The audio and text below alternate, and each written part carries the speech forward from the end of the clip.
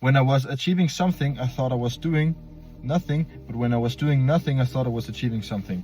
And if this resonates with you, it's because it fucking should, so listen up. In order for you to progress in your life, you need to realize and accept the fact that the thing that made you happy 2 weeks ago, 2 months ago, 2 years ago, are not gonna make you happy today. For you to progress as a human being, you need to accept the fact that your threshold of what was making you happy and what was giving you peace is not gonna do the same to you now, because you grow as a person every single day. And that's because you grow. You set the bar up every fucking time you hit your goal without you even realizing it. You're now in the after. You're now trying to become a better version of yourself than you was yesterday, whether that's being having a better physique, lifting more weight, doing better in your business, doing better when you study, whatever it is. You need to understand that the things you see as failures today would have been a win 2 weeks ago.